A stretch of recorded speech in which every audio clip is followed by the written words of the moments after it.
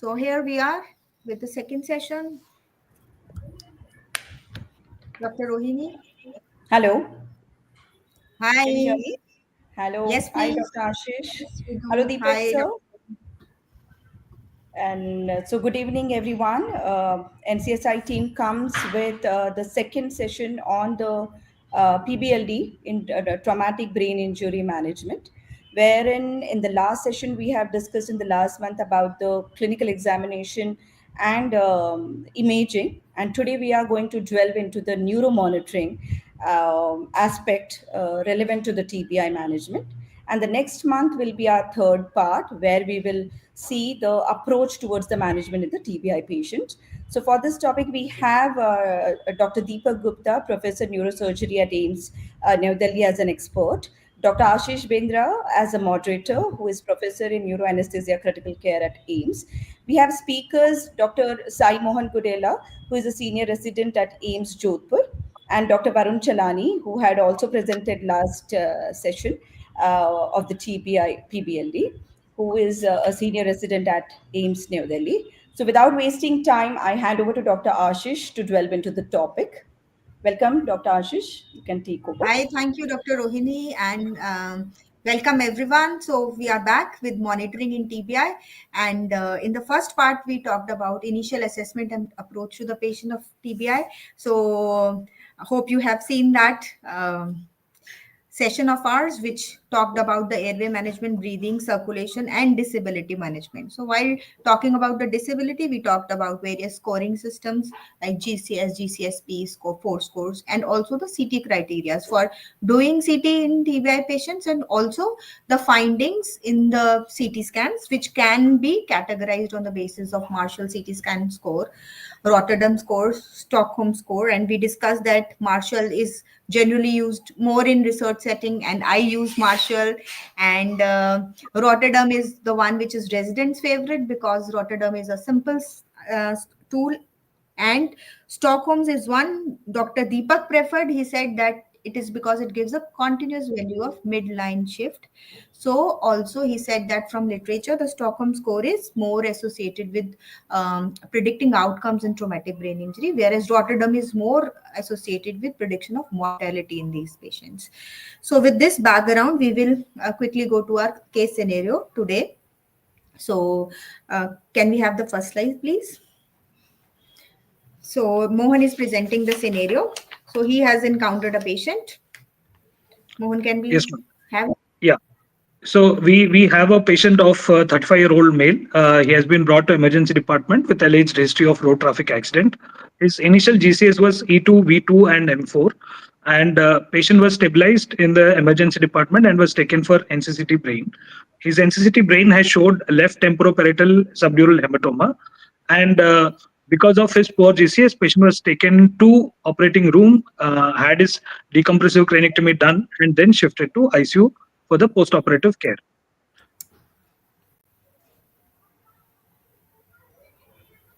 So our CT scan shows that patient has compressed basal cisterns, and along with that there is a SDH, and we have lateral ventricle compression is there. So SDH with mass effect causing lateral ventricle compression, left SDH, left ventricle, lateral ventricle compression, as well as compressed basal cisterns. We would take this to be a Marshall grade 3. Okay. So you think that this is Marshall grade 3? Yes. So Marshall grade 3, and what are the findings here in Marshall grade 3 which suggests of raised intracranial pressure? So in Marshall grade 3, we have compressed cisterns. Can we have the Midline next slide once? Varun? The next slide with...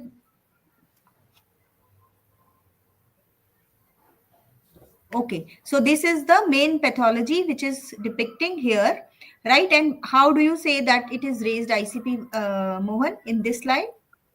Yes, ma'am. So we have a hematoma that is causing a mass effect, causing a lateral ventricle compression. So this is showing a mass effect, and it is producing a lateral ventricle compression. So with this, we can say that okay, this patient might have raised ICP, but it is important for us to see the other aspects like how the basal cisterns are, whether there is an cerebral edema, whether there is a midline shift, and if midline shift is present, how much midline shift is it, more than 5 mm, less than 5 mm. Also, if there is a herniation or not, uncal herniation, tonsillar herniation. So it is important for us to look the CT as a whole.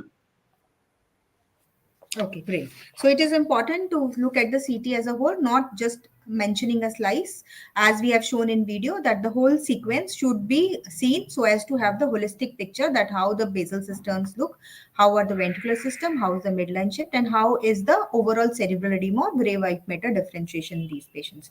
So now Mohan is saying that cerebral edema, basal cistern is effacement, ventricular compression, midline shift, and herniation.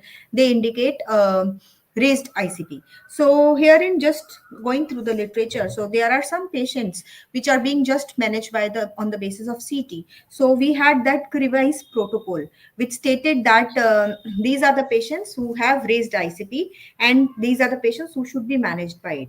So can you tell us the briefly about what criteria did they take? Yes, ma'am. So revised protocol is basically imaging and clinical examination oriented protocol uh, based on best trip trial. So in places where we don't have ICP monitors and we don't use ICP monitors, there they try to use imaging as well as clinical examination criteria. So they have major criteria as well as they have minor criteria. So according to the revised protocol, if there is one major criteria or two minor criteria satisfying, so then we would think that this patient has a raised ICP, and we would like to initiate the treatment for it. So the major criteria would include compressed cisterns, midline shift of more than 5 mm, and there is any lesion which is not evacuated. So these come under major criteria. Yeah, non-evacuated lesion more than 25 cc, midline shifter more than 5 with Marshall scan score of 4 or CT classification with Marshall scan of 3. So they become the major criteria. So they are the CT criteria and then there are some clinical criteria. So what are these, Mohan? Yeah, ma'am. So minor criteria would include a GCS motor score of less than 4, and then anisocoria and new onset of decreased pupillary reactivity, and Marshall grading score of 2. So which Also, means that the cisterns is open, midline shift is less than 5 mm, and there is no high density or mixed density lesion. So these more include the than minor criteria. right, perfect. So 25 cc, they take it as cutoff for defining the guideline, their protocol, the revised protocol, which is mainly to tell us that in the absence of ICP monitoring devices, what are the criteria which can be followed to do a CT scan. Fine, perfect. So now, once you are done with CT scan, can you tell me when you are going to what else you are going to monitor in a patient who is critically ill? So, ma'am, like once the patient comes to ICU, we would like to monitor airway breathing In a patient circulation, which of is the basic.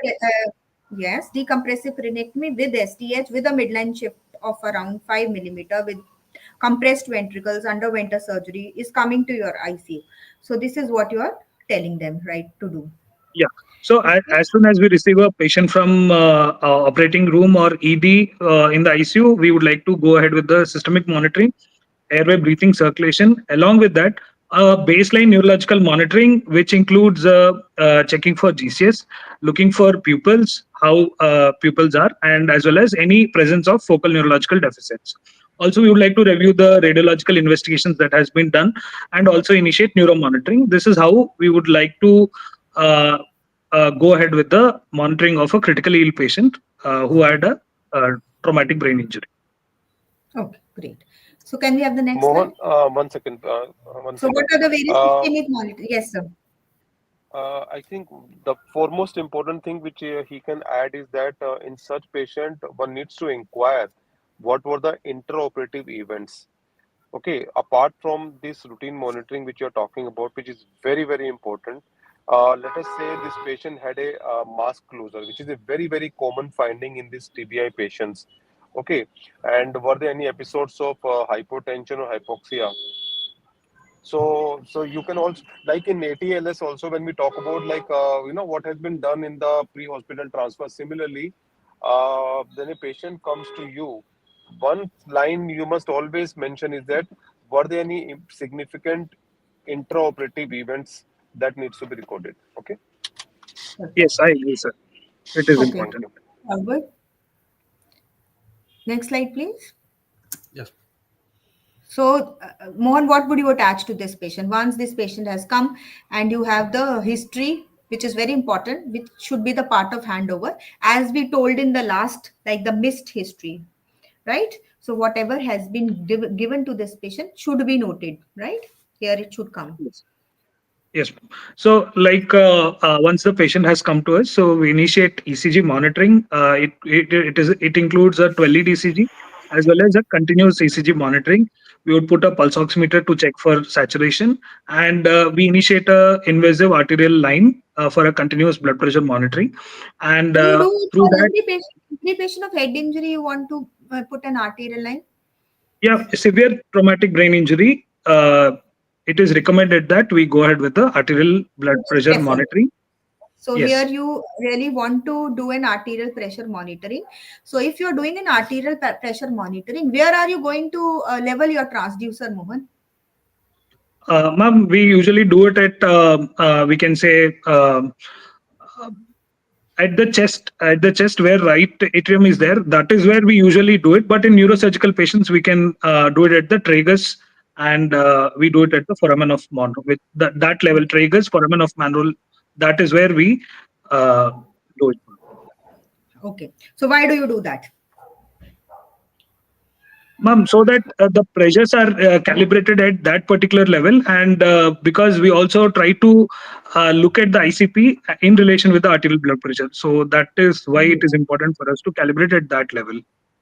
Perfect.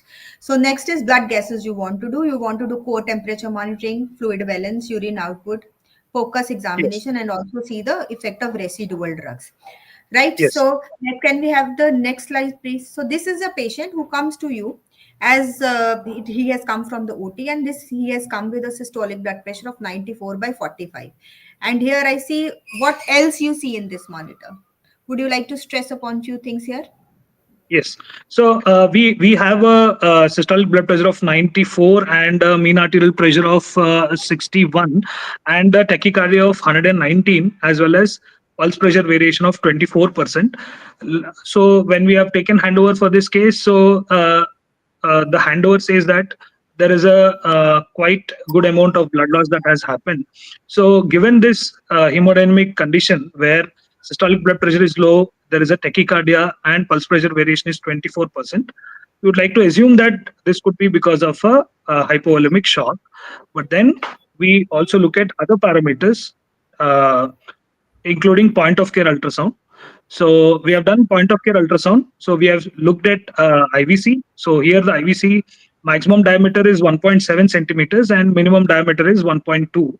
Because patient is mechanical ventilated, we have seen a distensibility index which is coming around 42%. So any distensibility index more than 18% says that the patient is fluid responsive. So then also we have looked at the apical four chamber view and we have seen how the heart is functioning. So we can notice that the contractility of heart is good. So at this point cardiogenic shock is out of question, and for us it is more likely a hypovolemic shock given the significant How blood can loss you in the say that, operating. Mohan? I have a severe objection to this statement of yours.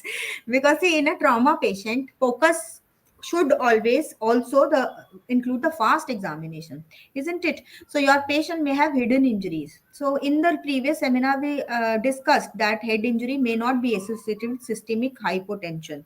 Surely this patient comes from the OT and has a possibility of blood loss. I understand it. And your IVC diameter is also corresponding to a hypovolemic situation. But then it can be bleeding from any of the four cavities.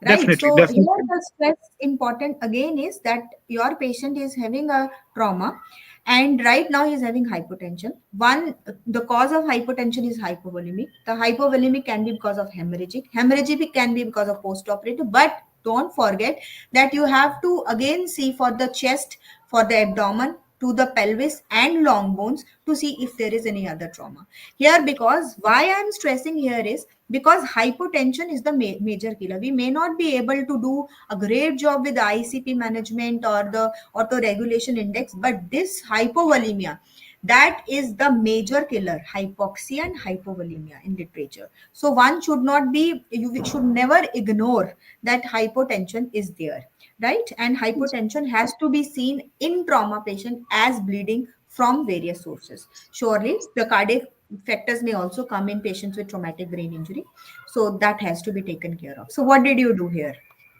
Yeah, I agree, ma'am. So we should have also done EFAST. So given the hypovolemic shock and we have transfused blood, after transfusion of blood, systolic blood pressure has reached to 139 by 87.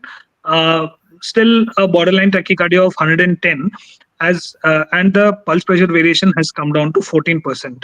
So the patient has responded to the volume resuscitation via blood transfusion, and that is how we have got the blood hemodynamics back. Perfect. Okay, fine. Come forward. Next slide, please. So, what would be a focus for neurological assessment in this patient?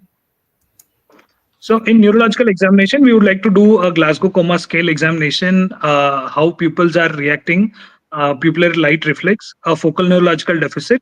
Also, we would like to see radiological investigations, the CT brain, as well as initiate a neuromonitoring. So, okay. So, if you are going to see a CT scan, this is a post-operative CT scan. Show us what the scan holds. Yeah.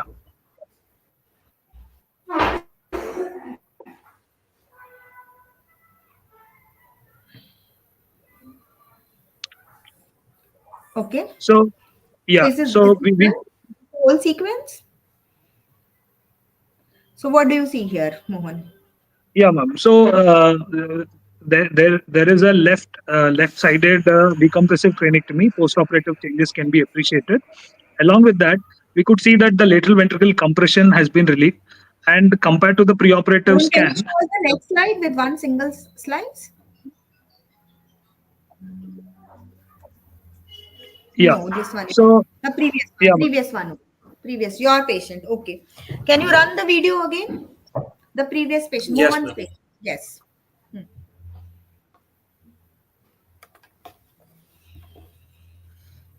Okay, so we are looking at the scan and we are seeing that bone has been removed. So what is the status of ventricles here? How's the cerebral edema? How are the basal systems right now, Mohan? Yeah, ma'am. So compared to the preoperative scan, the compression over lateral ventricle has been relieved, as well as the basal I cisterns are don't see open. any ventricle. Can you show me some?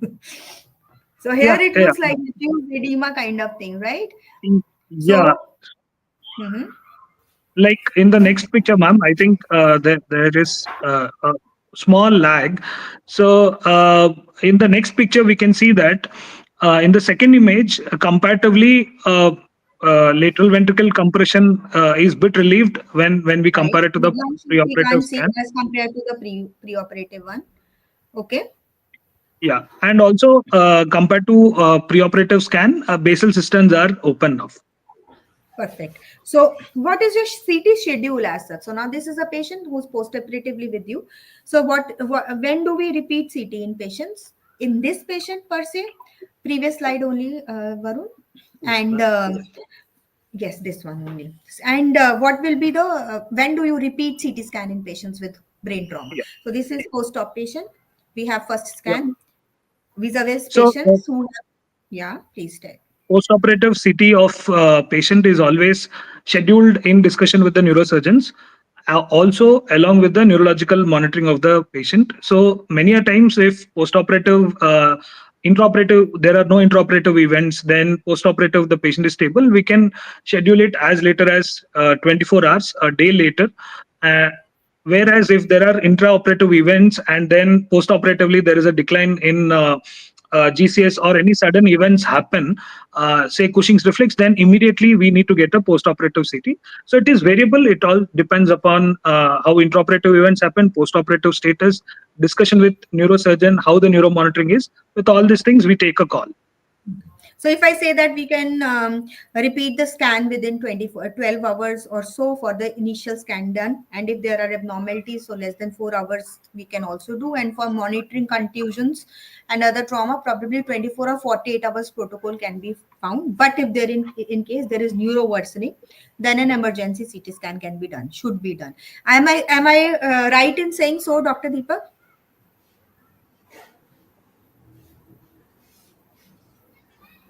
I think sir will log in probably. He'll join us. Okay, no, no, he's there, he's there, he's there. No, I'm there. Can you hear me? He's there. Yes, yes, No, we can hear you. what I'm saying is it has to come with a rider that patient should be hemodynamically stable for the CT scan, because most of the centers do not have facility for mobile CT scanning. Right. So it comes with this rider, but 24 to 48 hours repeating for contusions and for acute neurological worsenings as early as possible can be done. So this is the rule for the CT scan per se. So if we say, next please, next slide please. So if we have seen this CT scan, do you think that we require a post decompressive cranectomy ICP monitoring for this patient? Yes, Mohan? ma'am. According to ma'am, the indications of For Mohan, ICP. this question is for Okay. Mohan. So Mohan is Yeah, like, Mohan, are you happy with the decompressive or would you like yeah, to do an yeah, definitely, isolation? definitely, ma'am. So the decompression is good here in terms of relieving compression from the lateral ventricle as well as open cisterns. Also, there doesn't seem to be a lot of residual hematoma. So for this patient, we would likely to not have a post-operative ICP monitoring. But definitely, post-operative ICP monitoring should be considered when the patient is having intraoperative events, and then our incisions, decompressive cranectomy incision is very less. Post-operatively, if the patient has Okay, deteriorated, that's so in these asked here. conditions, we can. So for this Yes, patient, you are happy not doing an invasive ICP monitoring, right? yes, So yes. you are the person who is very fond of non-invasive. So we will talk about non-invasive little later. So Varun, can you tell me what are the indications of ICP monitoring in patients with traumatic brain injury? Yes, ma'am. Ma'am, according to BTF guidelines, ICP monitoring should be done in all salvageable patients with a severe TBI or a patient having an abnormal CT scan. In patients with severe TBI with a normal CT scan with two or more of the following features, that is age more than 40 years, a unilateral or bilateral motor posturing, or a systolic blood pressure less than 90 mm of Hg. Okay, so Varun, you are talking about these BTF guidelines. Probably these are the older recommendations, Yes, ma'am. because the newer recommendation per se, they have downgraded the evidence for monitoring in patients with traumatic brain injury. Number one. Number two, they don't recommend any kind of device which should be used for monitoring the Right. duration of the monitoring. So probably right now ICP monitoring is most likely the center based and the specialty based decision of the clinicians, rather than very Yeah. strict guidelines for the monitoring of Right. ICP in patients with severe TBI. Howsoever, in patients who have resource rich settings where ICP monitoring is common, and it become in some parts of the world is the standard of care, so it is done for all severe TBI patients. In mild to in moderate, it's generally not recommended, but it depends upon case to case whether it should be done or not. Can we have the next slide, please? Yes, ma'am. So these are the few cases I would like to discuss with. The first one is a pre-operative. Can we have the video running for the first patient? So Varun, what do you see in this patient? What is the prominent finding in this patient? Ma'am, in this patient, we can see a posterior fossa hematoma can be seen, as seen in the snapshot out here. It could be in hematoma is present in the posterior fossa, and as we can see, the sulci and gyri are also not clearly demarcated with cistern effacement. Hence, we would require to operate this patient, as it suggests of raised intracranial pressure. Okay, can you show us the second video also? As we can see in the second video, this is done after the surgery where the bone fixation has been put back. And we can see it has, in the snapshot, we can see there's lesser shift in the midline and better the cisterns are seen clearly. Are systems seen clearly? No, So not still there is some part yes, of cerebral edema. So this is a posterior fossa hematoma, and along with some changes seen in the supratentorial compartment also, cerebral edema is there, edema. ventricles are changed, right? And now can you show us the second one? This is another CT scan of a patient who had come to us with head injury. As we can see,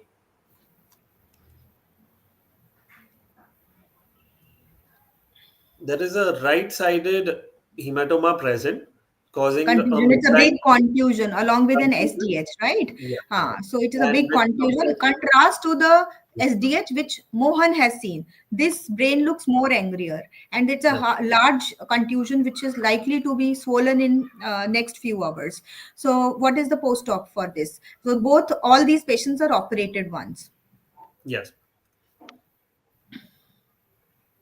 So this is the post-operative. Here I would like to ask Dr. Deepak. So are there indications of ICP monitoring in these patients, sir?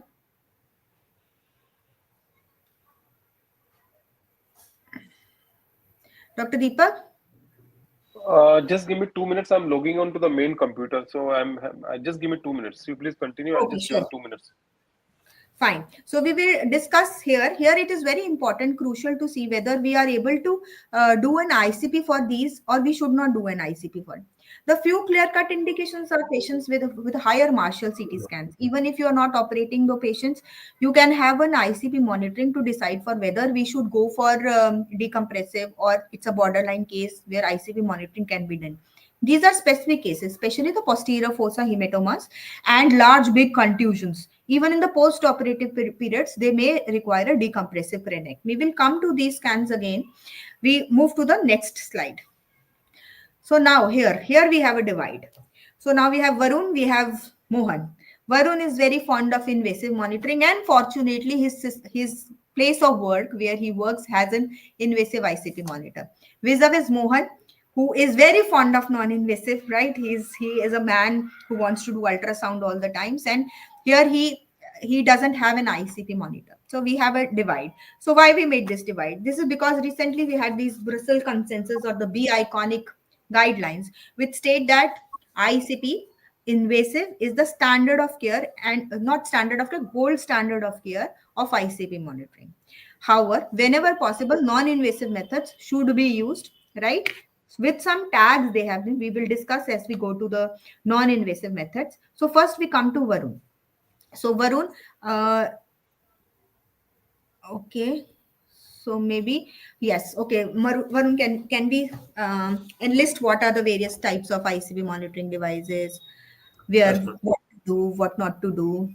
So Right, ma'am. you are So, invasive champion, right? You yes, have ICP monitoring and you are very fond of ICPs and the EVDs, right? So you tell yes. us what is your take on these ICPs and EVDs. Right, sir. ICP monitors can be divided into multiple choices. They can be either be classified according to how the technologically they are or where they are placed. We have EVDs, we have microtransducers, we have fiber optics, strain gauge, or pneumatic devices, and it can also be divided on the basis of their location. It can be either an intraventricular, intraparenchymal, epidural, subdural, or subarachnoid devices. So, on the basis of the location, intraventricular is simple, cost effective with zero calibration possible, and therapeutic procedures can also be done. And whereas in intraparenchymal, they are easier to place, they have accurate measurements and lesser complications of infection and hemorrhage. But both of them have their disadvantages. In the intraventricular, it is difficult in slit ventricles to be inserted. In infection, risk is higher, and hemorrhage risk is also higher. Whereas in the intraparenchymal, the zero drifting is present. The devices are expensive, and there are no therapeutic options available in that. Okay. So sir, we have one second, Varun. So we Yes, have a scene wherein Varun is doing an invasive monitoring. He is proposing that I Dr. want to Ashish, monitor. You were asking me some questions. Sorry. Yes, I am asking you, sir. Varun, can you go to those CT yes, ma'am. scans, right? So, sir, here is an option. The case which Mohan took had an STH and post-operatively after decompressive, he had a very good brain condition, which probably did not warrant an ICV monitoring. But here are these two cases: the one with a posterior fossa hematoma and the other with a large contusion and an SDH and a big midline shift and brain looks angry even after decompressive craniectomy. So we would like here to ask you that what are the cases, no, preoperative and postoperative, where ICP monitoring should be done as from your perspective? So, per se, to my knowledge, there are no strict guidelines talking about Yes. the indications of post-operative ICP monitoring in Right. severe TBI patients.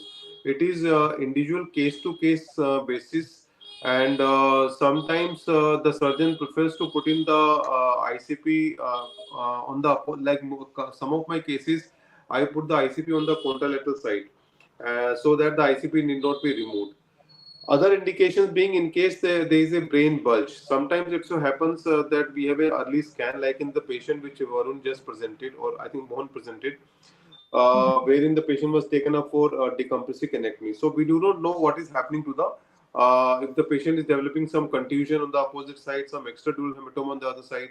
So let us say if a surgeon notices some brain bulge or some tight brain even after doing adequate decompression, that is one of the indications for ICP monitoring post-operatively, number one. Number two, if you want to tailor your therapies, in many cases, we do not know what is the autoregulation status in a damaged brain. Sometimes it may so happen that, when you increase the blood pressure, when you try to change the ICP, sometimes if the autoregulation is impaired and you keep on increasing the blood pressure of a person, the patient can have disastrous consequences. So one needs to do some challenge test to find out if this autoregulation is intact or not. The Okay, last perfect. case which was shown, the last case which was shown was of a patient with some hematoma in the posterior fossa with a Posterior bacterial fossa, yes. megacy. The Can you patient play was the not video operated. of the Yeah. previous one? Yes. So This one, sir. that is a very interesting case, I would say. Many a times, if the surgeon decides to monitor this patient conservatively, just to see what is happening, so this becomes an ideal case for some kind of a ICP monitoring.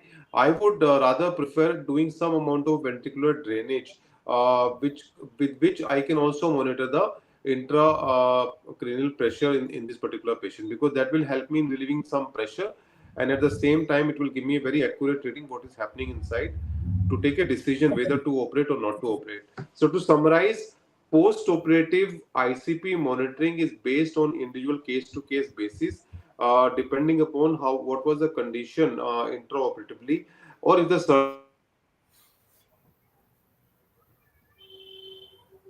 apprehension of a diffuse brain swelling or some developing lesion, then the ICP monitoring should be placed. Okay, so perfect, sir. So now we have a series of questions. And the questions are: in posterior fossa hemorrhagic contusion, posterior fossa decompressive craniotomy done. Functional EVD in place with slit ventricle, but ICP showing more than 25 after all medical management. So probably this is where I think we have already discussed. We have EVD, so we can drain the CSF. Now this fellow who's neuroanesthesia per se, he's saying that he or she. So my doubt to Deepak sir is there is benefit of FTP decompression or there may be reverse herniation. So FTP decompression is contraindicated. So, are you talking about the posterior fossa hemorrhagic contusion? Why for frontotemporal parietal decompression? Probably a posterior fossa decompression should be advised if required. Because, sir, what is your take in here? Yeah, yeah. See, this reverse herniation is kind of overhyped and overtalked. It most commonly occurs in patients with not with the traumatic brain injury, but mainly with the brain tumors with acute decompression. Per se, we don't see such reverse herniation in TBI cases. But having said that, this patient having a lesion in the posterior fossa, you should be talking about the posterior fossa decompression, which may include just a standalone kind of a midline suboccipital connectomy with duroplasty, with or without evacuation of the hematoma. So thank you very much, sir, for this. She has another question which states, how about craniotomy, cranectomy? For this, you will have to watch the next program. So where we will deal with the Yes. treatment of Yes. traumatic brain injury, right? So can we move forward? So we were talking about the ICP monitoring per se. Varun is the one who's saying that he is a propounder of invasive intracranial pressure monitoring, right? So okay, Varun, can we move forward? Yes. So, Varun, what is your preferred? What is your institutional protocol? Which monitor do you use the most? Yes. I mean, at our institution, we have the strain gauge transducer, which is a Codman. It has a sensor in the tip of the catheter, and it changes in the pressure, cause a change in the resistance of the circuit, which is interpreted as a value. The zeroing in this machine is done pre-insertion, and it cannot be zeroed in vivo. It is usually placed in the right frontal region at a depth of approximately 2 centimeters, and the placement can be modified henceforth. Okay, fine. Next slide, please. So, what do you get here? So this is the monitor you are saying, and you are saying that you use the Codman catheter. So, what do you say here? So, next slide, please. So, Where's our monitor slide? ma'am, Earlier, just move it. Go to that slide. right. Where is the Codman slide with waveforms? Yes. The Codman slide with the pressure waveforms? Okay, it's okay. No problem. No Yes. worries. So Varun is saying that he will use a Codman sensor, and from the Codman, this monitor, what information you want to have, Varun? Ma'am, from this we'll get the ICP value, and if it is Mhm. connected transduced to a monitor, it can give us a further the waveform also can be detected, and we can do the So continuous waveform. monitoring of the ICP, ma'am. Okay, so you are saying that from this Codman, you are going to have two variables. One is the number and other is the Yeah. waveform. Yeah. And number more than 22, according to the BTF guidelines, is the one which is warranting Raise treatment. So that. this is the message you want to give here. So, Yeah. okay, we move forward. Varun, for the machine, this machine specific, if we talk about Codman sensors, Yes. so uh, what do you think that if you want to take this patient for MRI, can you go for a Codman microsensor monitoring? Yes, ma'am. Ma'am, Codman sensors can be taken since they are MRI compatible, whereas the Camino and the Spielberg Camino cannot be done. The Codman and the Spiegelberg You can be talk used. about Codman. So Codman is not Yeah. beta MR compatible. It's a MR conditional monitor. So that Conditional, is ma'am. one of the disadvantages of this thing. So there are specific recommendations if you are taking a patient of Codman catheter for MR monitoring. So what they are say that because of the excessive heating of the tip of the microsensor, it may cause excessive heating Damage. and it can be serious injury to the Injury. patient, right? So the recommendation of the manufacturer is to make 6 centimeter loops and put it in the center of the scalp, and also a gauge piece has to be kept between the scalp and the this catheter coil, right? So this is one thing which you have to particularly see in cases when you are doing a Codman monitor. So what else is the problem with intraparenchymal catheters?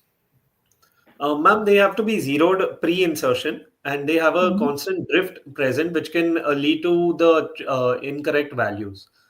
Okay, perfect. So now come to the next slide, please. Yes, ma'am. So this is a waveform analysis which you can do with it. Ashish, one moment. Yes, I sir. think the audience should not be left with a message that MRI cannot be done. You raise a very valid point for discussion. First, the indications of MRI in severe traumatic brain injury with structural lesions are very limited. We normally Right. ask for MRI either if we are suspecting associated spinal cord injury or we are suspecting diffuse axonal injury, which per se does not merit any surgery. Number one. Number two, for MRI, you very rightly said that this is MRI condition. By this, basically, what we mean is that the transducer cable, the monitoring box has to be kept outside the MRI room. This is two important things we should never ever be transported inside the MRI machine.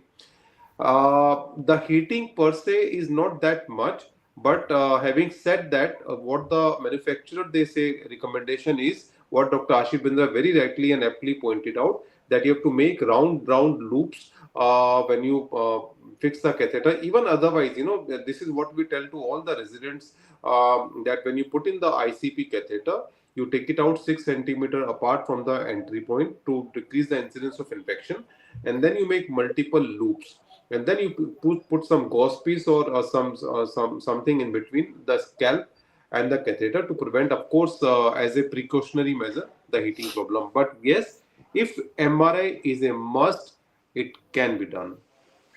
Yeah. Okay, perfect. So next we come next to the ICP waveforms. So we know that these are P1, P2, 3 waveforms. Next, please. Next slides. So they have to be monitored. So these are the pathological waveform, which indicates that the compliance of the brain is going bad. So can you tell quickly?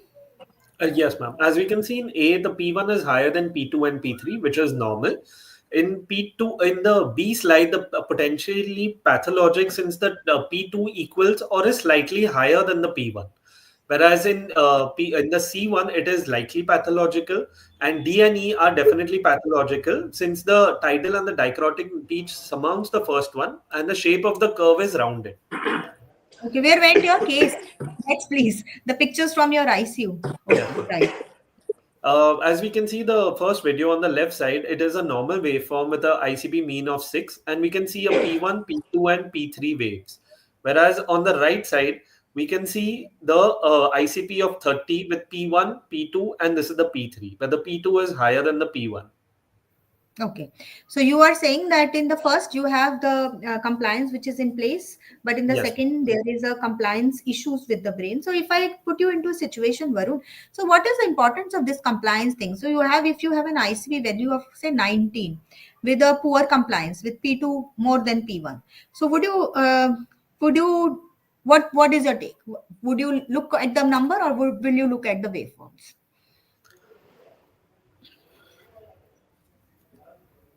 Yes, ma'am.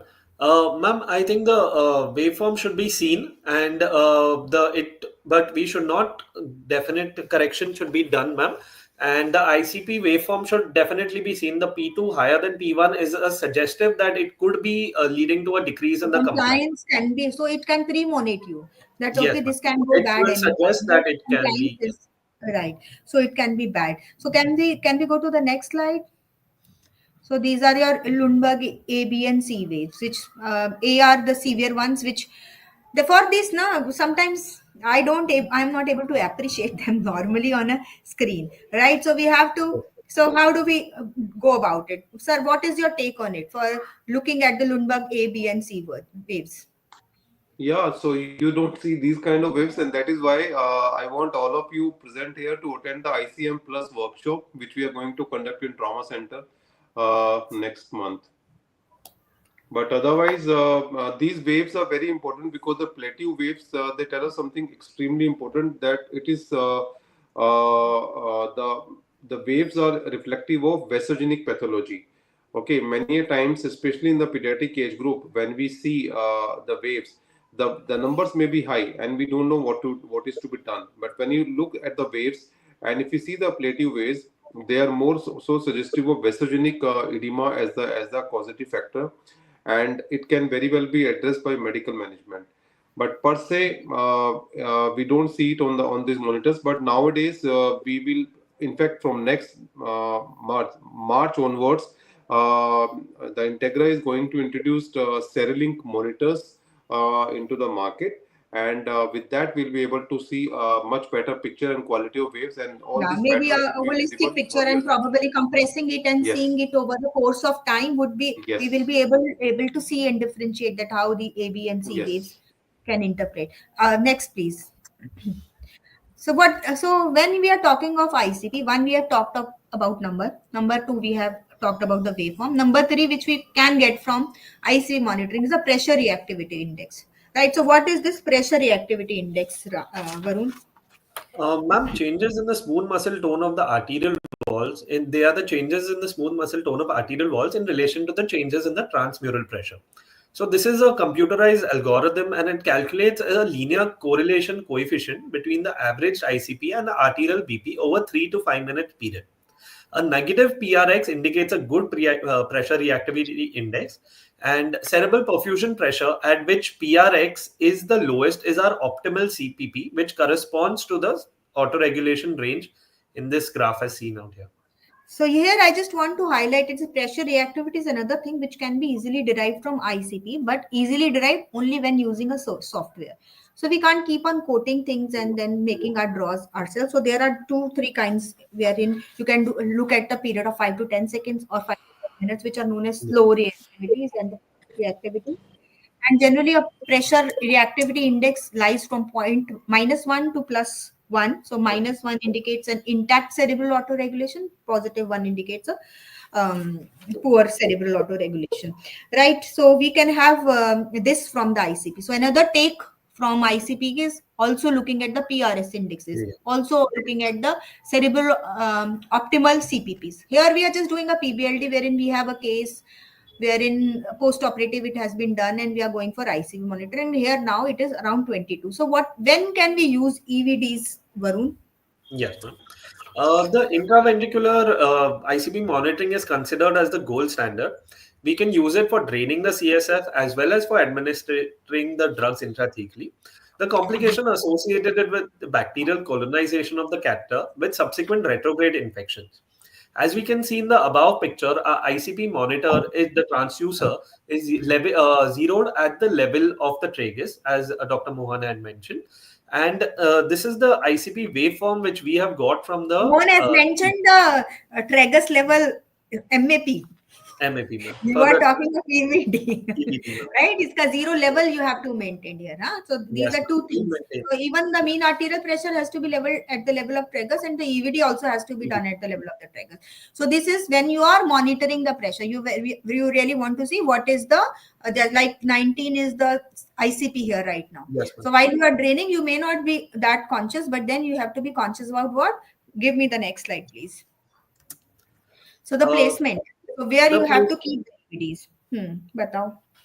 so the correct alignment of the EVD for accurate pressure monitoring and control of CSF drainage should be taken care of. The post-op dressing of the EVD should be changed at 24 hours with good aseptic precautions. A strict aseptic technique must be used during the sampling or maintaining procedures.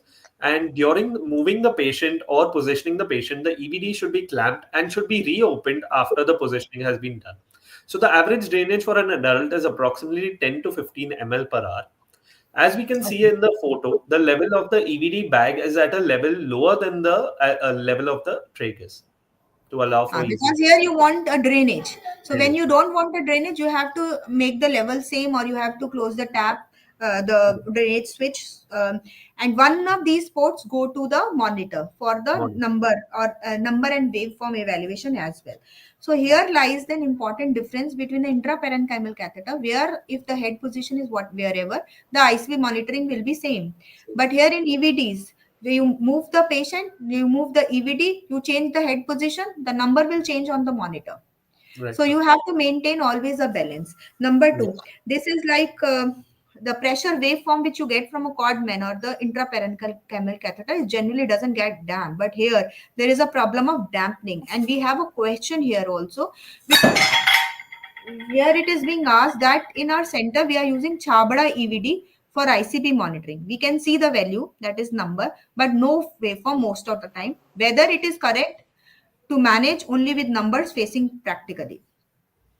So it's so this problem is quite genuine, that the waveform dampening and requiring of the flushing of the lines, which then expose the patient to the external manipulation, that puts the patient at risk of infections. So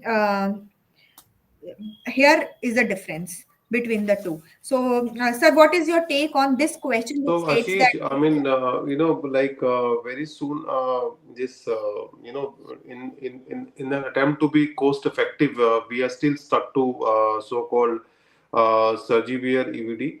But Integra has introduced a dedicated EVD system with close connections, and there are strict EVD bundles. I will be sharing once this seminar. I mean, in fact, I completely forgot to mention about it during the discussion we had last week. So their EVD bundles are available, and the EVD lines which is there with the Integra, the EVD set is the chances of infections are super minimized nowadays. Yeah, I agree to that, and probably there is a whole lot of literature on how to take care of EVDs and how to Yeah, handle the EVDs per se, yeah. how to drain, how much to drain, how to keep it, for how long to keep it. So So Ashish, we were taught as residents, and even now it is being practiced and passed on from generation to generation, is that EVD should not be kept for more than 5 days, because there was a paper or a study done way back in 2002 by one person from a department, wherein there was a 30% incidence of infection when the EVD was kept for more than 5 days. Again, since we are talking of a PBLD case in a trauma setting, usually we do not require to keep EVD for that many number of days. Number one. Number two, if it is a closed circuit and no flushing whatsoever, then the EVD can actually be kept for longer period of time. okay, so now what is your take on this Chabra EVDs? So because since this person has So asked us. now, Dr. Ashish, the manufacturers. Let's not talk about any particular brand name, but Hmm. the ones which is available in India nowadays, they also have come up with silver coated and also with the bacterial coated So ventric probably catheters. she's, matlab he or she is asking about the validity of ICP monitoring when they are not able to obtain the waveform and only numbers. I think then you can go with the numbers. Whatever is No, if available to the you, you can go with the numbers. if okay, sorry, I didn't read that question down. So, in Yes. case you have placed an external ventricular drainage catheter, and if you are getting the numbers, I think it's the gold standard. I would say it's the gold standard. The waveforms you're not getting because of some connection issues or whatever. But if the CSF is draining well and if the transducer is very well connected, I would say it's a gold standard. So here the rule of thumb is do try to obtain as much as values possible. Rely on those values. Try to treat your patient according to you. You have invasive method, very good. You have readings, very good. You have waveform, even more good. But whatever is available, you should do it, and it is good to have values and go with the values alone. And So there is now a let's Dr. Ashish, can I add one more thing? yes, So please. there was a landmark paper published way back in 2006 or 7 by Matthew Joseph from CMC Vellore, wherein he has given the tips for the technique of insertion of external ventricular drainage in TBI patients.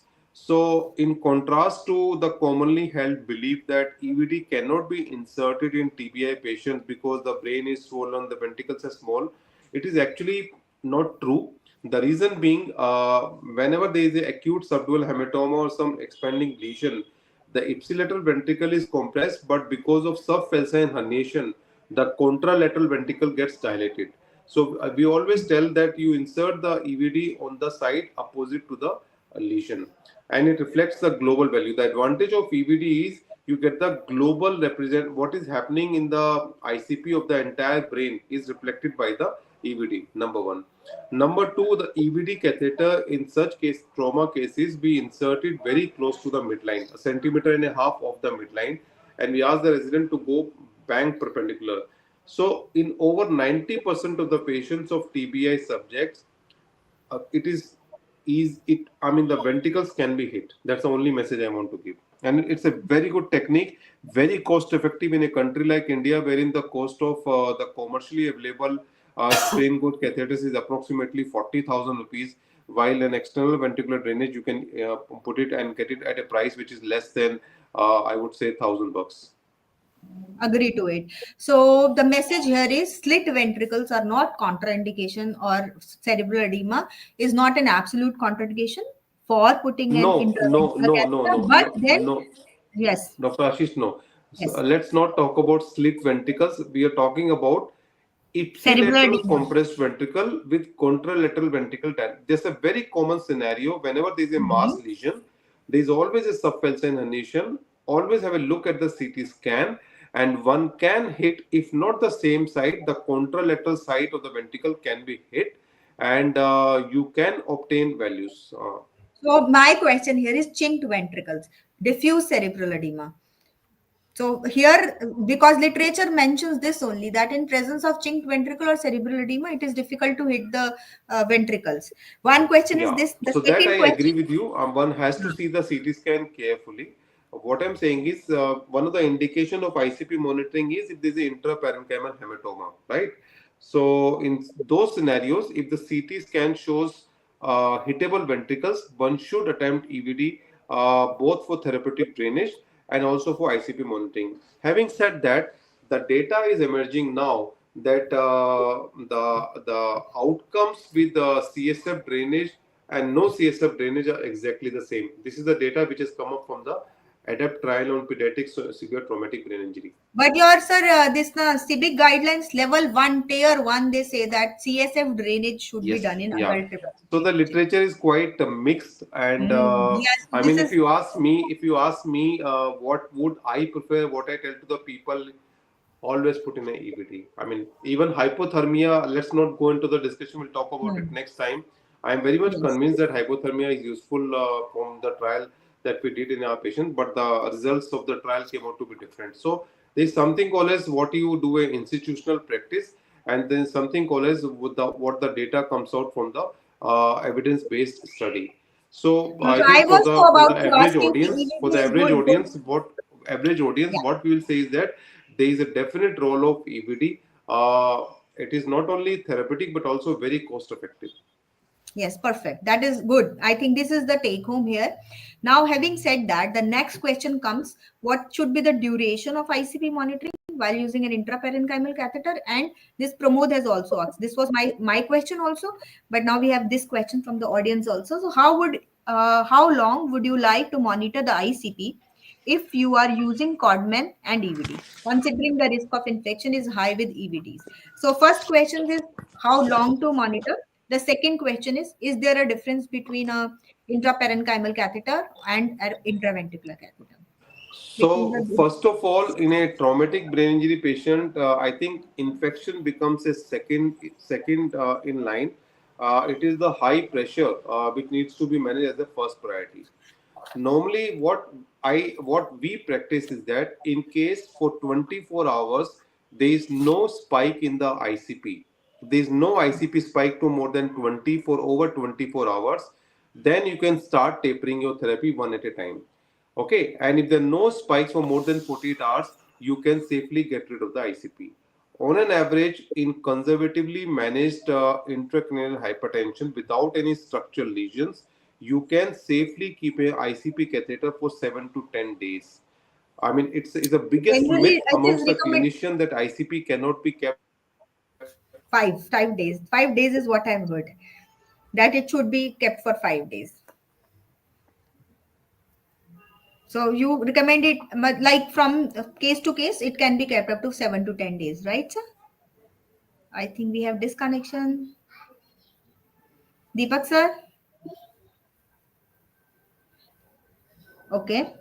I think he will rejoin or something. Let's move on. So now we have the take that ICP monitoring should be done. EVDs, if required, only then EVD should be put. Number one thing is if you're keeping EVD, just think that how long it is required. Rationalize the use of EVD. So if you are dealing with a high ICP, so you can keep it as long as you have ICP spikes. If you don't have ICP spikes for 24 to 48 hours,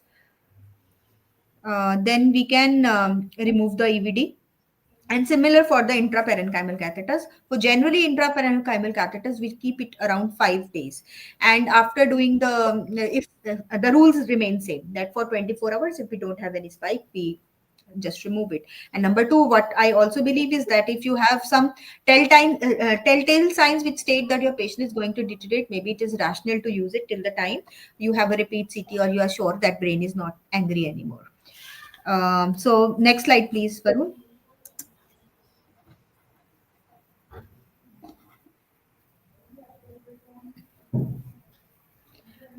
So yes, please read out, Varun. Yeah, ma'am. Ma'am, the other types of intraparenchymal So they are the ICP fiber optic monitors. and Spielberg, and Yeah. move on forward. Next slide, please. So they can be used, and this is the new one, the SeriLink ICP sensor, which is said to be little different from the So the technology here is it different,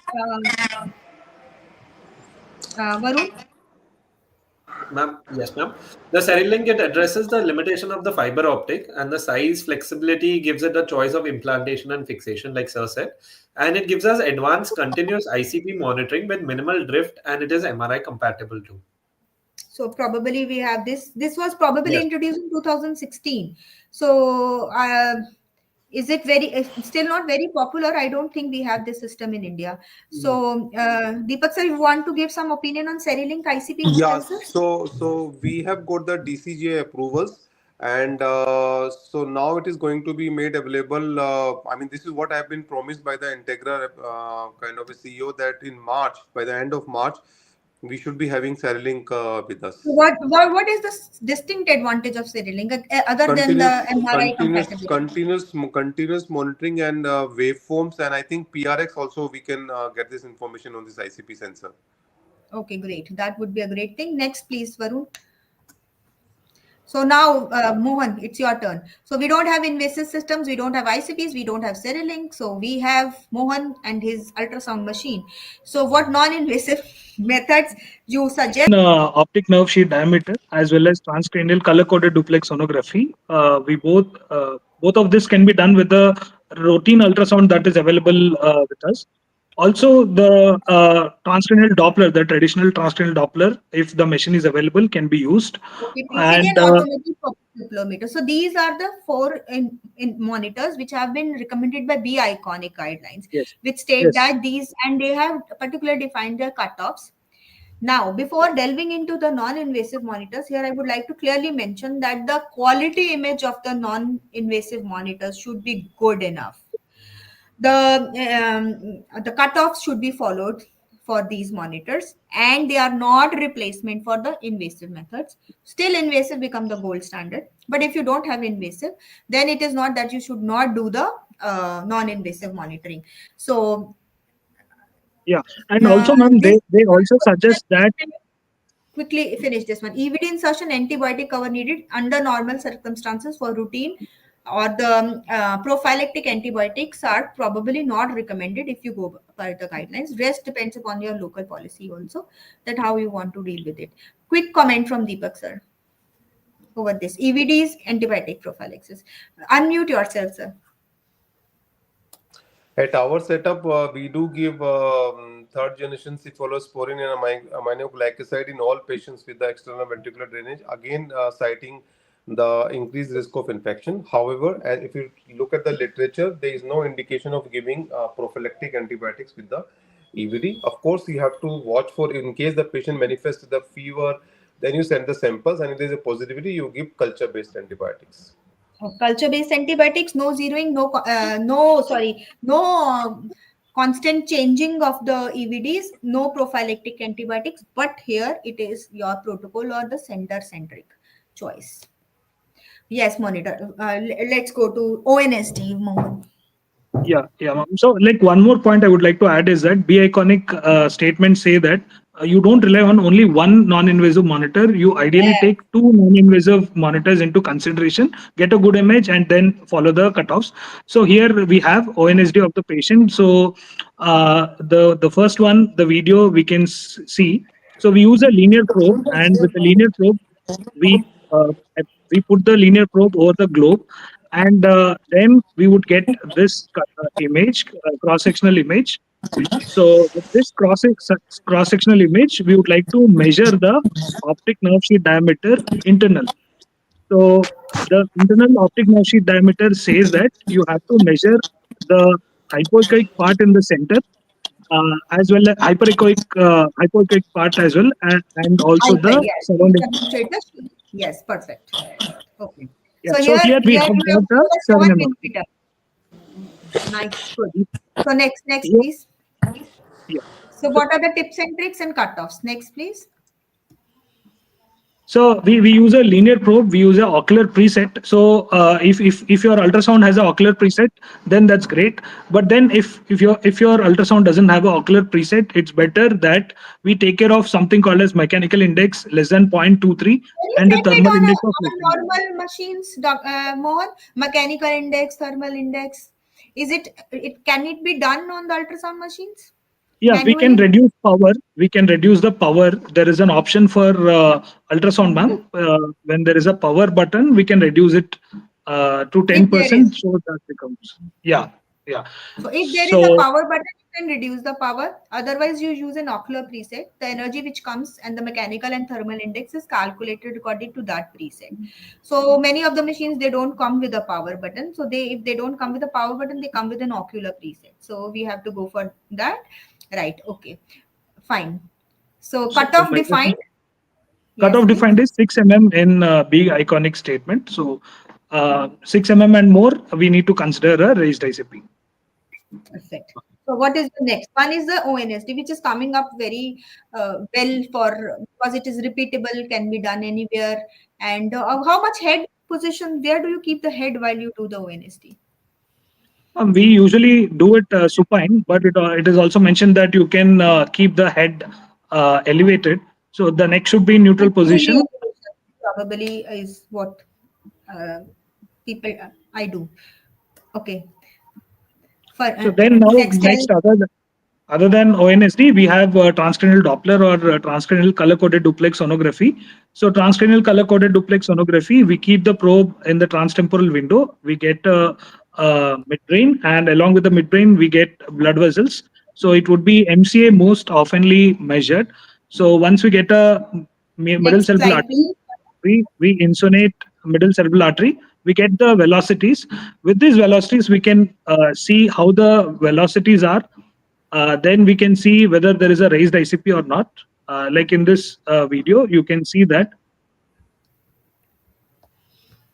Yeah, so we can see that there is a midbrain, and surrounding the midbrain, we have like velocities, blood vessels, which we can see MCA, AC, and posterior cerebral artery.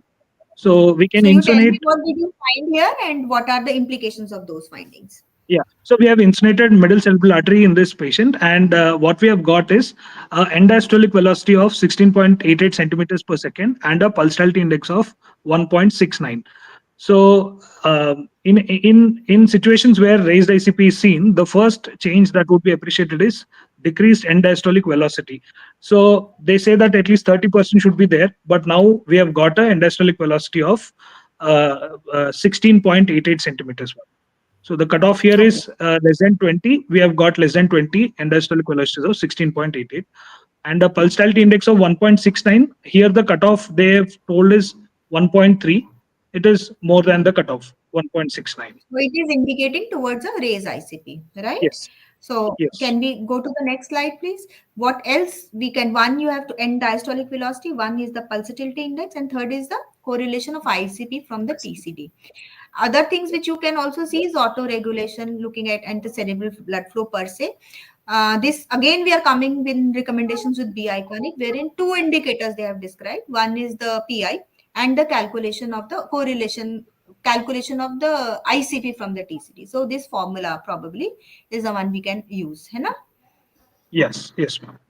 So we get Right? cerebral perfusion pressure with this formula, and we need to like subtract it mean arterial pressure minus cerebral perfusion pressure.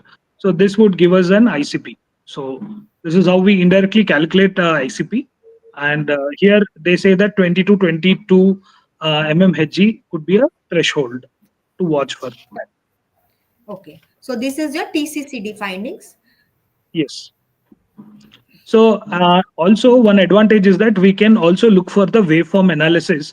So as I said, the first change we would see is a decrease in end-diastolic velocities. So the previous waveform we have seen is decreased end-diastolic velocities, whereas in the first image we can see that the end-diastolic velocities have almost approached the baseline.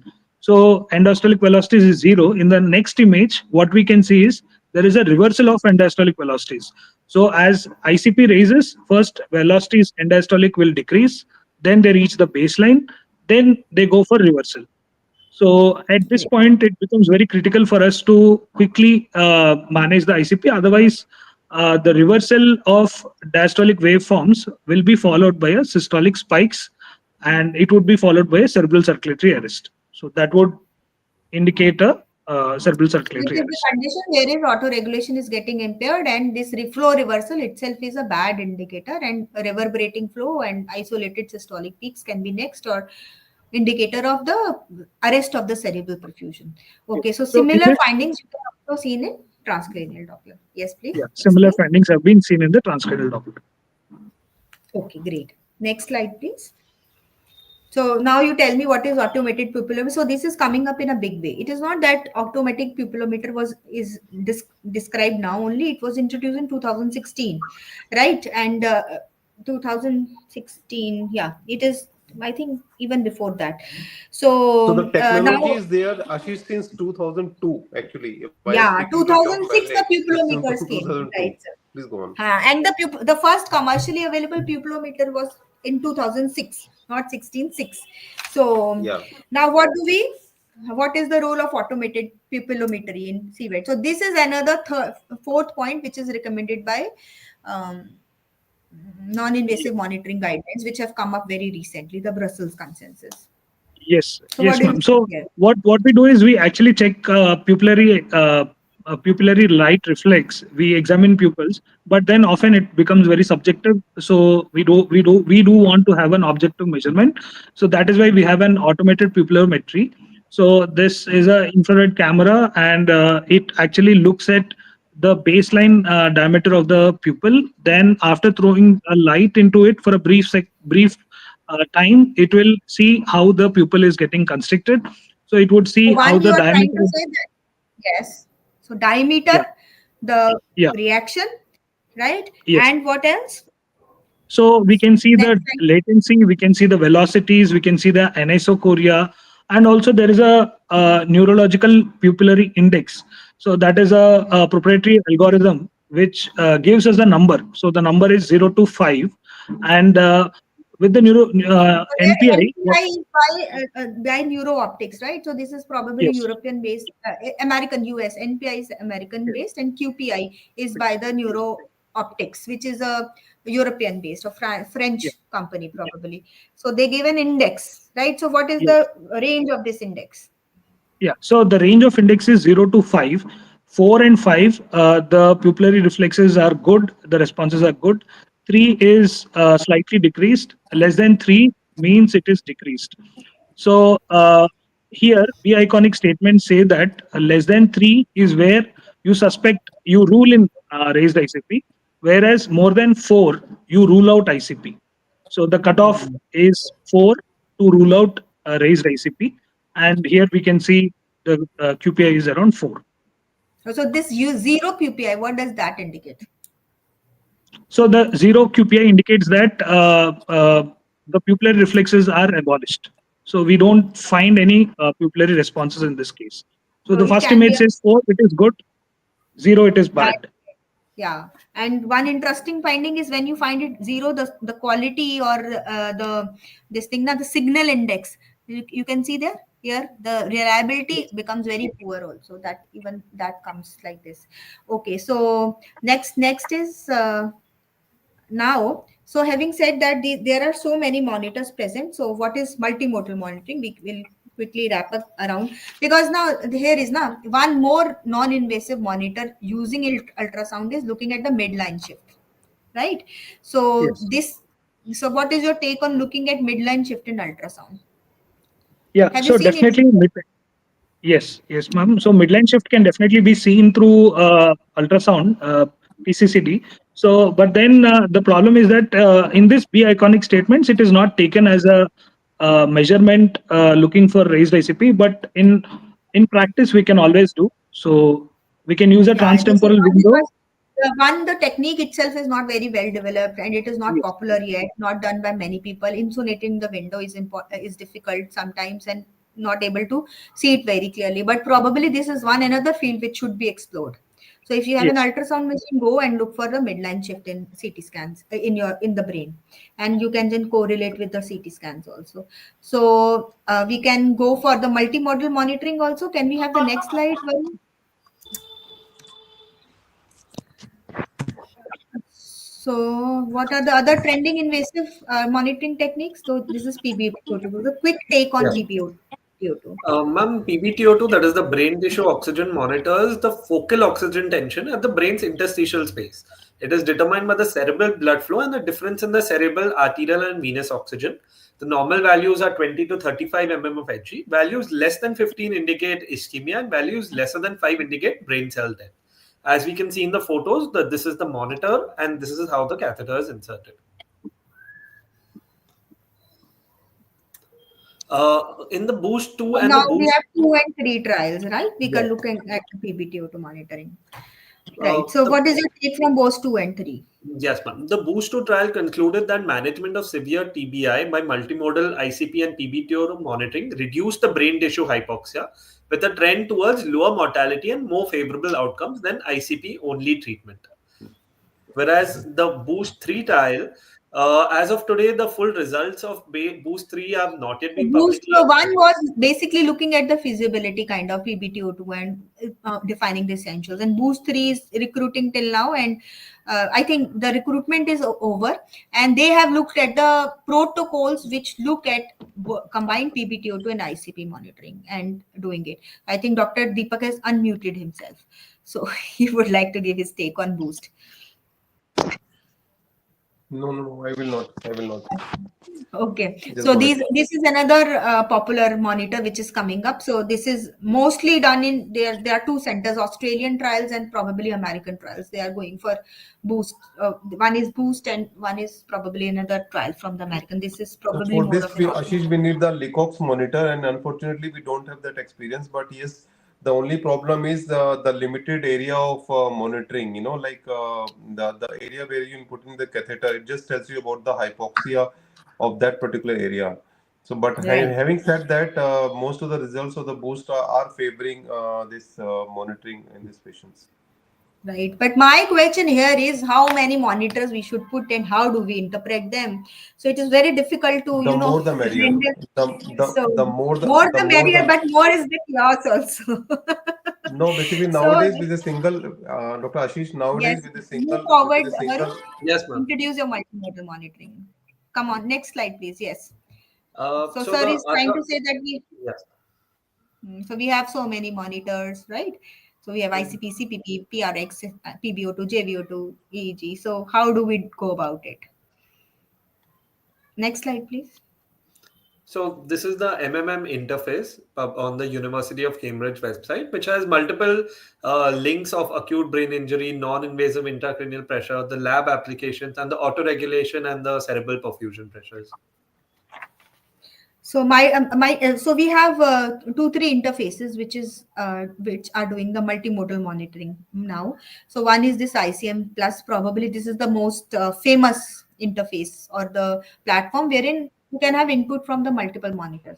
So since you have input from the multiple monitors, you are able to have endpoints. You can annotate the data. You can actually see what is happening at one time point to various monitors. No. So I remember when we were doing CMD, cerebral microdialysis monitoring. So, one is cerebral microdialysis data will come after 1 hour.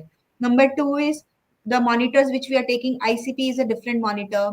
The MAP and all the vitals are coming in one monitor.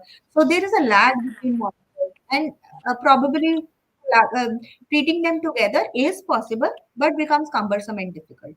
So probably the answer to them is the multimodal monitoring interface, which is by the ICM Plus, Moberg, and ROMED also. So there are 2 3 platforms which are coming. However, they are very expensive right now. We don't have any of them in our setup. Probably none in India. So quickly we can go through the monitors. So which other monitors which Yeah. are present, but probably we have some data which is right now not very encouraging about these monitors, but yes, surely. So one of them is this one, This is NIC. the NIRS, and it's the normal values are between 60 to 80%. It shows the cerebral desaturation. It is considered pathological when it values decrease more than 20% from the baseline. And the reduction could be due to the inadequate tissue perfusion due to reduction in O2 delivery or due to excessive consumption in the tissue. The hematomas which are present in TBI patients may prevent the sufficient photon transmission through the cortex due to the excessive absorption by the concentrated blood. As we can So see in these the are photo. the, Yes. yeah, yes, please. Yeah, he's showing you the photo with two electrodes. Now here I want to highlight here is one is the NIRS role as cerebral deoxygenation. Another is another kind of handheld NIRS machine which is also used to measure the hematoma volume. Though it is deterrent hematoma volume in NIRS, it's deterrent to measurement of cerebral oxygen of the tissue below the hematoma, but there are some devices, handheld devices, which are used to see the hematoma size, specifically in peripheral settings and in children. It's being promoted, and in a war field they are being promoted. One thing is this. Number two thing is, one of the studies now people are trying, this is a non-invasive method. So the cutoff for ICP with NIRS is also being defined. So one of our resident is doing a thesis on NIRS, ONSD and ICP. So he has defined a cutoff of around 60-65 for NIRS, though the specificity for this is very low. And the number of sample size surely is less, and it is a single center study, and we need more to see the correlation. Next, please. This is the cerebral microdialysis. As we can see from the images, it helps us and it shows us the once the catheter is inserted, we can see the monitor which shows us values like the lactate, the pyruvate, the lactate pyruvate ratio, and the glucose. Other substances also can be monitored with this. From the images, we can see this is the intraoperative insertion of the catheter. The position is confirmed by the CT scan postoperatively. In the monitor, we can see the LP ratio, which has been shown. Above 40 is considered to be pathological. And this is our catheter, as we can see in the photo. So, Deepak sir, would you like to share your microdialysis experience here? And how would you rate it after doing it? You know, some people don't have it, they say it is very good or very bad. But once we have done this one, because we have done, sir has his studies, even I have my, we have worked together for other on microdialysis. So, what is your take on microdialysis? You're asking me? Yes, sir. Yeah. So microdialysis is a very, very good modality. The only thing is the cost restraint. The cost of one microdialysis catheter with all the regions comes to approximately 1.5 lakhs. So we found in our study that there is a therapeutic window wherein you pick up with the changes in the LP ratio much earlier than the ICP rise. Number one. Number two, there is a special subset of patients wherein you can make out the presence of mitochondrial dysfunction. And you know, many of these patients they have got some mitochondrial dysfunction, and there have been a group of people who have actually given even drugs like cyclosporine, which is one of the immunosuppressant to address that. So I think very recently, Peter Hutchison from Cambridge came up with the guidelines on cerebral microdialysis, and this is definitely one of the useful add-on tool to pick up ischemia much earlier. Apart from lactate pyruvate, you can also monitor the glutamate and glycerol. So basically, there are two types of catheters. One is a 20 kilodalton, which is a very kind of a primitive kind of thing, I would say. But nowadays, people also do a lot of research based on 100 KD catheters, 100 kilodalton. So it has a definite role in the monitoring of traumatic brain injury patient, but then it becomes a very expensive affair. As on today, Kind of white if you elephant, ask I would me, say, sir. as on today, I would say it's more of a research tool, less of a Yeah. therapeutic tool. Right, sir. But it's very informative. The only thing is like putting it into use, and is it's sometimes challenging. So fine. So we have a question here, which is we can take up maybe after just you finish this, Varun, and then we take Yes. up the question. Hmm. The other monitor which can be used is the EEG. It can be used in moderate to severe TBI. And indications are non-convulsive status epilepticus, as we can see from the video. It determines the progress for recovery and the likelihood for transphomatic seizures. The abnormal localized or generalized depression of normal activity, focal or diffuse slow wave disturbance, spikes or paroxysmal seizures, as we can see in the video, the EEG is monitoring the seizure activity. So you did not show the patient here. So this is the patient. This is Yes. non-convulsive, typical in traumatic brain injury. So wherein patient is not seizing, there is no movement in patient. But this is how the EEG is looking with widespread discharges, spike activities. So this is another important monitor which can be used, especially whenever there is suspicion of non-convulsive status epilepticus. That is the status of the patient or the neurological status of patient disproportionately low as compared to the CT findings. So even we are doing this one in our ICU, and the incidence of abnormal EEG activity is up to 30-35%. Yeah. Abnormal is even higher.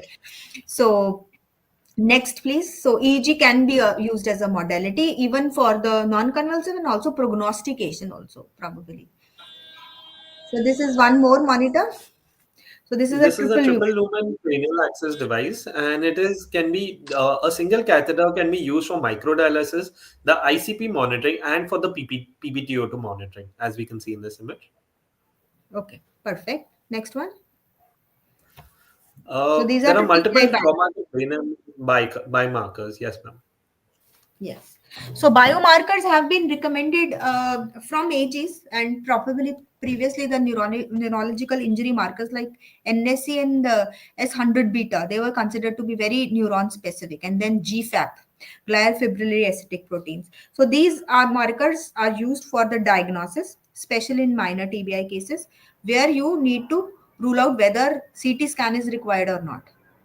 Okay, so in the recent article 2024, probably in Lancet, they have Yes. published that they have compared three this thing GFAP, MAP, and UCHL1.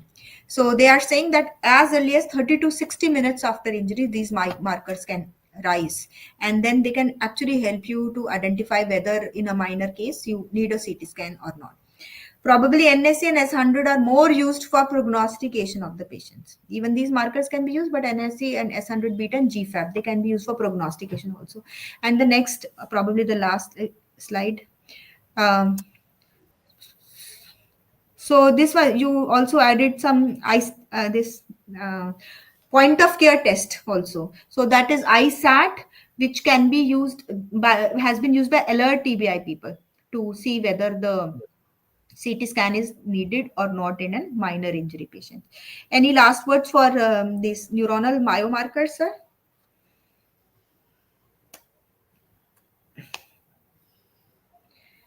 Okay, so we have a question here. Here, Shobha madam is asking, at what time interval you suggest measurement of ONST to keep record of numerical value of ICP? So, Mohan, you want to take this question? So, as such, you want to take the question, Mohan? Your views on it? How frequently one should do a non-invasive monitoring?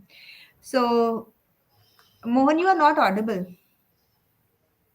Ma'am, I'm so sorry. Like B iconic statements say that we can measure as frequently as 4 to 6 hourly when there is a severe traumatic brain injury.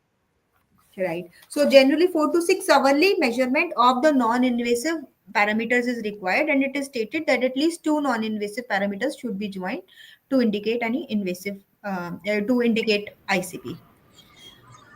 So maybe combining this is what they suggest. But if you have just ONS, you want to do just ONSD, then probably you can also try for TCCT along with it. And two monitors will help you to guide better, and 4 to 6 hourly measurements should be done.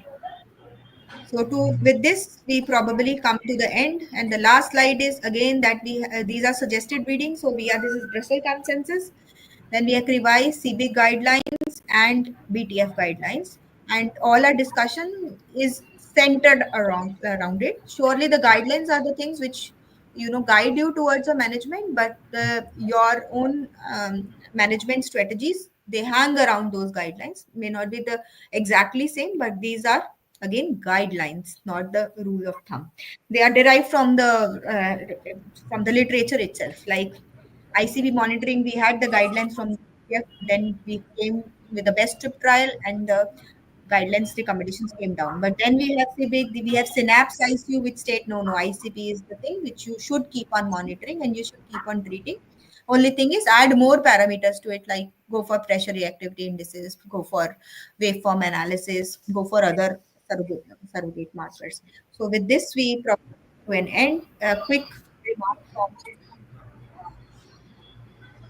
Sir, and any other questions, please. No, I think the bottom line is that we should have some kind of monitoring for these traumatic brain injury patients. And so, apart from systemic monitoring, early pickup of secondary insults should be the key. And nowadays, multimodality management is evolving globally. And I think we should be at least having minimum of ICP monitoring in our patients. And of course, there are newer modalities coming up, and the multimodal monitoring facility, in case it is available at level 1 apex trauma center, should be the standard of care. Right. So with this also, if you are enjoying our programs, if you are enjoying our PBLDs, you are enjoying our other programs, video reels, first we invite you to be part of it. You can send your videos across. Number two, be an NCSI member. You will have more, access to the people, the experts of the field, and you get to come to the conferences and join us live, and face to face at the conferences. So be part of NCSI. Thank you so much. I think Dr. Ashish, are there any more questions or? I think we are done with the questions. All we have taken along the discussion. Yes, yes. So I think, yes, very nicely we have covered the invasive as well as non-invasive monitorings and their implications. And I hope all the audience benefit from this. Just to touch upon a couple of things which were asked, like one of the person had asked that the ICP EVD, when she's using Jabra, it is showing the numerical values but not the waveforms. Here maybe one of the practical issue is you have to adjust the scale on the multi-para, because normally it is 0 to 100. You can, because we use the arterial transducer, so you can consider reducing it to the minimum like 0 to 20, which may reflect the waveforms. Just you may Yeah, try this that. may reflect. And Yeah. one more thing is, hope you are connecting it. You have a, system of connecting it to the this thing pressure Multi-para. transducer. Yeah, to Yeah, the correct. pressure transducer to the multipara. So Yes, this can be absolutely. tried, and you can use a three-way. Sometimes it can be done from the fluid volume tubing. You can attach a three-way. From the three-way, you can have a sideline, and you can attach from the sideline to the monitor. So, but if you are not able to do it, even then you are getting the numbers. Is number? Probably then she should get a waveform also if she's getting number, Yes, she and if should she's get, not because getting she's the not waveform, only using, number, maybe because this policy. has happened with us, so that's the practical Yeah. problem. That's what I said, it's a practical issue. The second thing is the pupillometry. When we are saying if there is a PCA infarct and all, it may show zero sometimes. So whenever we are using any monitor, we have to be, because that is another case which we have seen, so the reactivity is absent, but it is a PCA infarct there, that side. So that's a practical another point. Finally, regarding the ONSD, yes, once it is dilate, I mean, once the ONSD is very high, it really takes time to reflect if the even if the ICP is changing for ONSD to come down. So, and how fast does it change? It is very difficult to predict. So, whether we should do it 4th hourly, 6th hourly, 24th hourly, but I've seen, yes, it does take a lot of time. If it is already full blown, if it is 6.5 millimeter or 7, and we have operated, it does take time to reflect in coming down. So that's thing. So So there are which not few studies. Yeah. have, yes, please Okay, tell you me. Yeah. you finish first, then I'll Yeah, add one. so maybe which will be the best, will be the one which is giving more dynamic variations. So TCD or TCCD, because there we can monitoring no, the dynamic Real changes. time. Yes. Yeah, so that we But say that they are more twice a dynamic. day. Real time to Yeah, honesty, we have right. correct. Hmm. So maybe Very that will be nice. good. Yeah. So these are, Yes. few of the points from my Yeah. side. So there Yeah, have Dr. been few studies for the ONST, that how quickly it comes down. So I Huh. just remind of one study, which is a VP shunt study. So after doing a shunt, the ONST comes directly down. Yeah. So it normalized. But yes, surely there are many caveats to it. You can't say. And then it is said that immediately the ONST is reflected. So it is quite reflective of real time changes in ICP. But I Correct. agree fully to you that TCD and TCCD maybe. Yeah, but modality. that study when I have gone through it, it says that because I also was very curious to see how Hmm. fast it can show the changes. No, but Right. there, having said that, when the hydrocephalus, we hope that other brain is normal. But in a traumatic brain injury, which is so diffuse, so there I'm not sure. That's what I'm saying. If the ONSG is 6.5. Now, whether it is coming down with small variations with the medical management, whether that will be reflected is difficult to say in Yeah, sure. a diffuse brain Point, injury. changes can be a user dependent also. Yes, yes, You know, that is so, definitely there. so that's another Only one thing. person should do it. Otherwise, one person will tell today's, and that's the thing, no, inter-rater variability. So better one person is doing and monitoring and documenting it. So that will be a great way to do it. Yeah, that would be real. It's a real research project can be done on it. Yes, But yes, yes, then absolutely. ONSD, what is it is the most important thing which we feel is that ONSD is very used all the ultrasound machines, even so that is why when we talk about these be iconic also the recommendations also they said that the image quality should be very good. Yes, So sometimes definitely. we I've seen that people will say half cooked videos. They will sometimes residents who are learning, they are new in face, they will make something and they are getting so excited by certain kind of value they find. They will say that this is the recording. So one should be thinking what is the wave characteristic, what is the sound of the wave in the TCD which is coming. It should be kept in Correct. mind. So now we have two more questions. So Okay. We have I'm very invited glad some to more. put them very quickly. So is there any single leading predicting monitor before ICP rise? So again, we are talking about the same thing only. That these are the dynamic like TC, TCCD, and then again, if you're doing an ICP and you're doing a waveform monitoring, so probably the compliance changes may reflect there earlier. You are doing a cerebral microdialysis catheter. That is the advantage of doing it, that it will tell you before the actual ICP will rise. It will change the molecular or at the cerebral interstitial level changes it will reflect. Then these are TCD and compliance auto regulation. These are all, that is why we are just stressing on these markers, that they will, you have to see the trends. How is the compliance of the brain, is it improving or it is becoming bad with time? So these can be the monitors. There is any single in specific, I would like to say that brain compliance and using a TCD would be a good option here. You want to say anything, Rohini? No, I agree with you. I think that's the thing. Apart from the clinical, if you are asking, yes, it remains the. I think So TCD is clinical, these are the clinical here. I have an opinion that all these monitoring, people now will they say follow. before the clinical signs, you have to Yes, diagnose. So this correct. compliance is before the signs, probably. Cerebral Because microdialysis clinical is before the deterioration will time. happen following rays. So, Right. so that's what we are Yes. saying. Let's not depend only on that. Use what we have.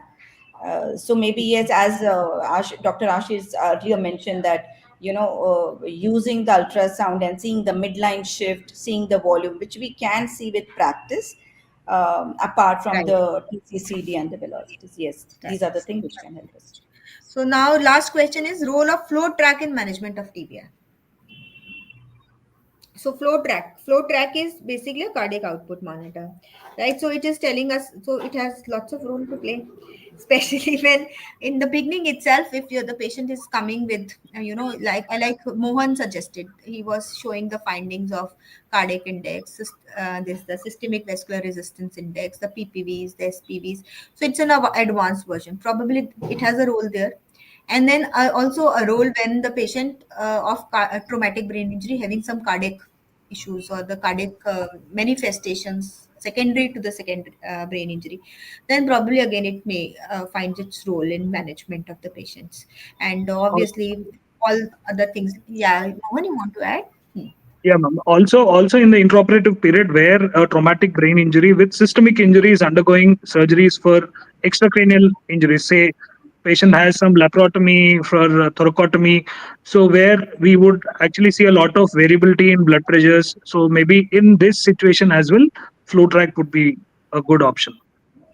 Right, perfect. So the management of the cardiovascular status and looking at the compliance of the and the response to volume and titration of the drugs, inotropes, everywhere It can be, but then again, it's little a costly affair. That is why people say that doing a arterial analysis and doing PPVs is a good alternative.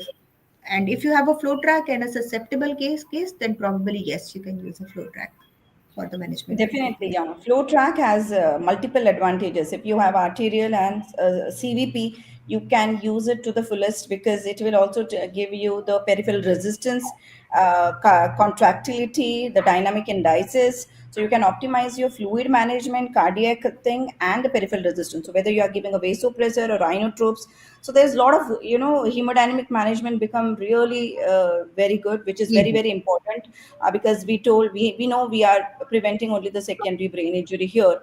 So managing blood pressure to the best is very important. And again, we will know the blood pressure very precisely along with the ICP monitoring if we have. So the CPP management, maybe goal directed management, what we say, also is feasible through that. So definitely it should have a good. It's your own. I think depends upon the situation and Yes. resources. Resources, basically the resources. Exactly. If you have, You then have it it, it it is good. is boon. Yes. Yes. Okay, I I think with think this yes. we Yes. finish Thank this you so one. much, Dr. Ashish. You are Thank you, fabulous everyone. in making it more, Thank you. Thank you. Yes, Yeah, sir also thank you so much because he has given us really great inputs and helping us with, giving the best. And the residents, you both have done a great job. So great yes, job. we have Yes, one more. very well Yes, one compiled more. and very Yes, informative. And yes, it was very nice working with you. You too. Thank you so yes. Thank you. much. Thank you. Yes. Yes. Thank you, Thank you. everyone. Thanks. Okay. Yes. Bye. All right.